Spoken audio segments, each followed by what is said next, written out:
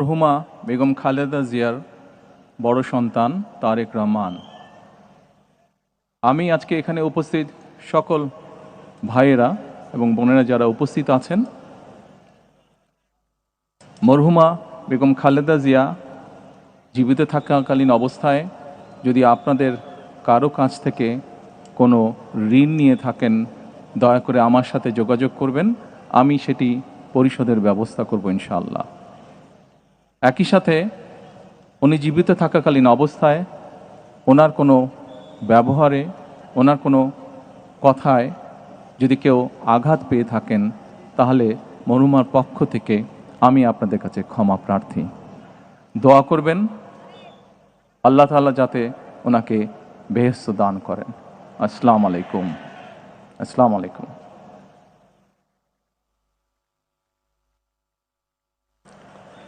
দেশনেত্রী বেগম খালেদা জিয়াকে ভালোবেসে শ্রদ্ধা করে যারা তার জানাজায় সামিল হয়েছেন, সেই লাখো ভাই বোনকে জানাই গভীর শ্রদ্ধা। মাননীয় প্রধান উপদেষ্টা পরিষদের সদস্যগণ, রাজনৈতিক নেতৃবৃন্দ, তিন বাহিনী প্রধান সহ কর্মকর্তাবৃন্দকে উপস্থিতির জন্য ধন্যবাদ জানাই সশস্ত্র বাহিনী, র্যাব, বিজিবি, পুলিশ সহ আইন শৃঙ্খলার দায়িত্বে নিয়োজিত সকলের প্রতি। সুধী মণ্ডলী, এখন মরহুমা বেগম খালেদা জিয়ার নামাজে জানাজা আদায় করবেন, নেতৃত্ব দেবেন জাতীয় মসজিদ বয়তুল মোকাররমের খতিব মুফতি মোহাম্মদ আব্দুল মালেক। আপনারা জানাজার নামাজের জন্য প্রস্তুতি নিন।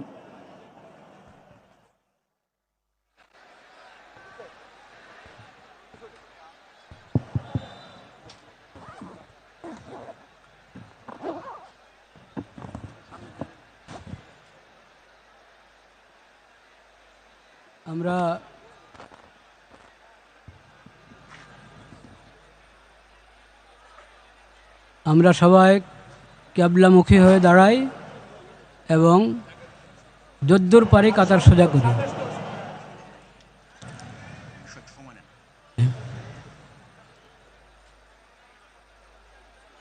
সলাতুল জানাজার নিয়ত, যখন সলাতুল জানাজার জন্য আমরা এসেছি, জানাজার জন্য দাঁড়িয়েছি, সলাতুল জানাজার নিয়ত করলাম, বাস এতটুকুই জানাজার নিয়ত।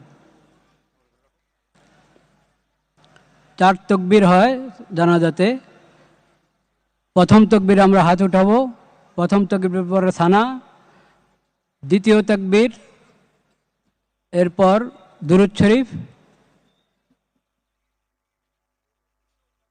তৃতীয় তাকবীরের পর দোয়া, চতুর্থ তাকবীরের পর সালাম। কিছুক্ষণের মধ্যেই নামাজ শুরু হচ্ছে, আমরা প্রস্তুত হয়ে যাই।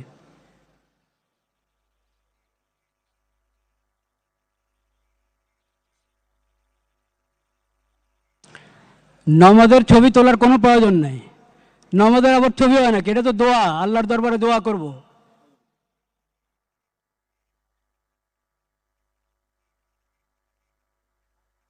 শুরু করা যায় মনে হয় এবার। ঠিক আছে, দরকার আছে। আচ্ছা,